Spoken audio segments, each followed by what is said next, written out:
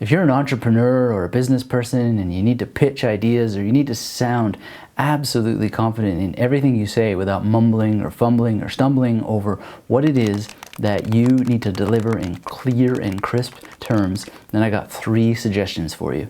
That's coming right up.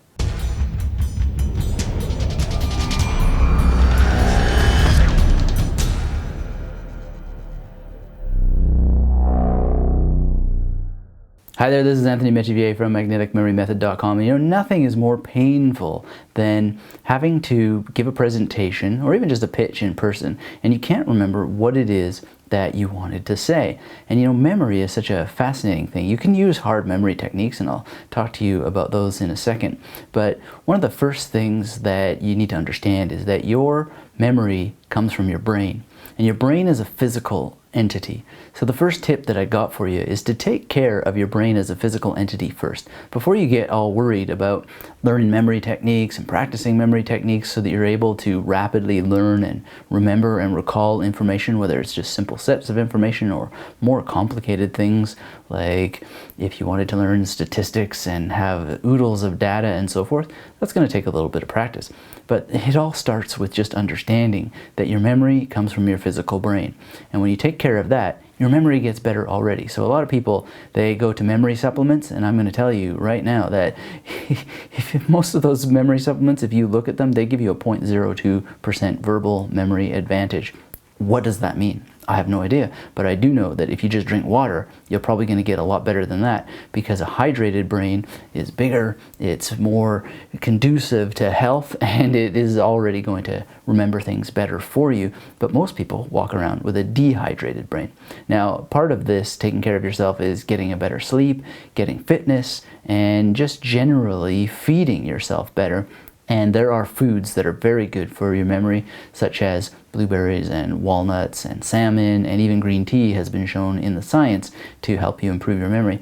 But all of that is stuff that you can add to your diet, but what's really going to make the difference are the things that you take away, the brain fog inducing foods, which, there are arguments about this. It's a little bit controversial. I'm not a doctor. This isn't doctor's advice. Go see your doctor before you take any of these dietary considerations into your life and act upon them. But wheat is pretty notorious for brain fog, sugar, and even milk and other products like that. So if you can take those away, you'll automatically be sharper. That'll help with your concentration, it'll help with your ability to focus, and it will already help with your memory, because when you can concentrate and focus, you're so much more present to the world, and you're able to just really direct your mind at what it is that you're receiving and what it is that you need to put out.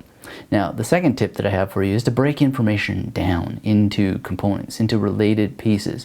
So if you know that you need to present a bunch of data that's number-based, then treat that number-based data separate. And then if you have a bunch of things that are related to geography, then treat that as separate. And you can make the connections between the two. It's not as though memorizing them as independent units somehow causes them to not be interchangeably accessible in your mind. That's where memory techniques are going to come in enabling you to go from just having information memorized to actually being able to create knowledge out of that information, which is when you sound like a really intelligent and informed person. Now, the thing is that you want to categorize, break information down, and deal with it piece by piece so that you can see relationships between things in categories. Humans are very good at categorization, so it really pays off to devote some of your research, your information consumption, to collecting things into categories. So if you were reading a book, for example, in a particular area of expertise, you could use index cards. I know it's pretty unsexy in the year that I'm recording this, which is 2017, to go to a store and buy some paper index cards, but I'll tell you something, they are a lot more powerful than anything that you will find in an app, because you still can't take an app and shuffle it and put things out in front of you and say, okay, I read this book, I took 30 pieces of information, and oh, look, that has to do with numbers. Oh, that has to do with geography. Oh, that has to do with psychographics or demographics or whatever. Pile them out, then have a memory palace and numbers for that, and then geography for that, and psychographics for that, demographics for that, and then absorb that information into your memory as categories.